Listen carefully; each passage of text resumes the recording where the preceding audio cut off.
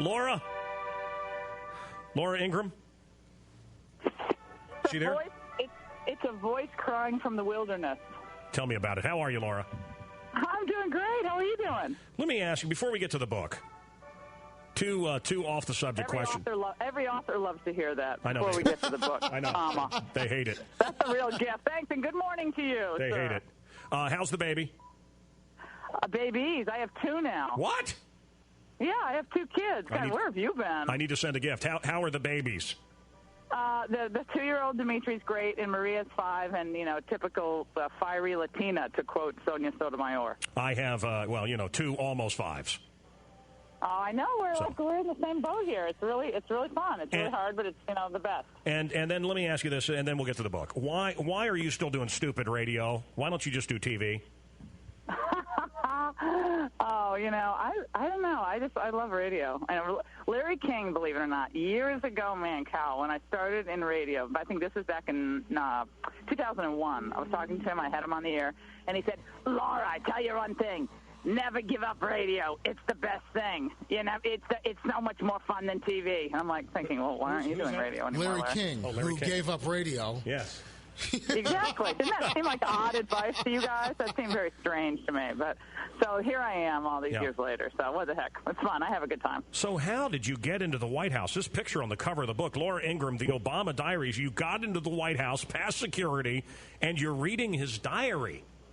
Well, hey, dude, here's what you got to know. The Salahis can get into the White House. Did you see the way those 2 characters looked? I mean, come on, they didn't look exactly credible. It was no big deal. I just basically, I wore a flag lapel pin, and the Secret Service at the front gate realized I was a real American, so they just let me in. It was great. It's amazing. There's cigarettes all over the desk. There's a picture of Reverend Wrong on the shelf there. And there's a picture of Chavez. I didn't know he had these things. Yeah, I didn't know. Yeah, like for the regular photos, the official photographs, what he does is he has pictures of his family behind him, like a very slimming shot of Michelle. And then when it's just him and himself in the Oval Office, then the real pictures come out. So that's what I captured. Vice President Joe Biden on Michelle Obama. She's kind of like a black Hillary Clinton. I mean that in a good way, Mancow. I mean that in a good way. Well, he's out of control. I mean, his diaries reveal a man who is he's both enamored with Barack Obama and seething with jealousy over all the Newsweek and Time covers. He hasn't even been able to score a sidebar on Us Weekly. He's really pissed. So the premise of the book is what? You got into the White House and you read all their diaries, and these are their innermost thoughts?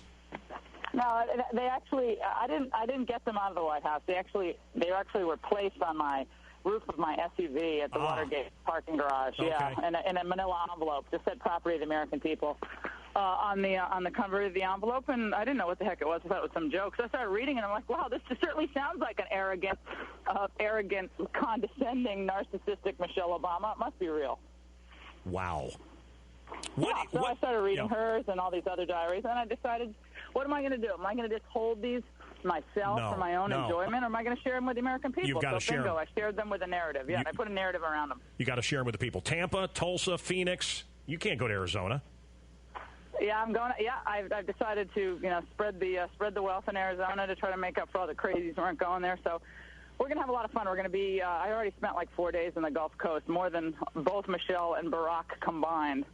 So I'm thrilled. I'm thrilled I was able to drop some money there. So we're going back to the Gulf Coast to help out the tourism industry in St. Pete, which has, believe it or not, been hit really hard, even though there's no oil on the beach in St. Pete. So we're going there and doing a live show on Friday at the Trade Winds Resort. So I hope to see a lot of people there. Vegas and Cincinnati, all part of the book tour here. So. Yeah, and Mancow hit number 1 yesterday, the New York Times. That's huge. Wow. Yeah, it just debuted at number 1. I just found out. So I'm really, really psyched. Boy, and do they hate that? Oh, my God, do they hate that at the New York Times, having to put Laura Ingraham at number 1? Yeah, no, it's because they'll never review the book, of course. So it's like a book that doesn't really exist hits number 1 on their list. Yeah, they don't review it, they don't talk about it, and they fawn all over these other books that I would never read.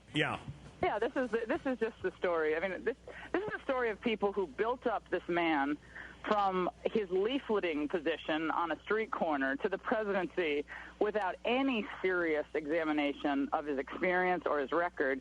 And I call them out in this book for what they did to enable him and their abdication of journalistic responsibility.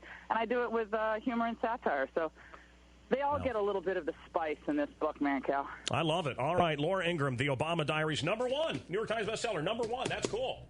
Very proud of her. Very cool. All right, we got more coming up here. We'll be right back.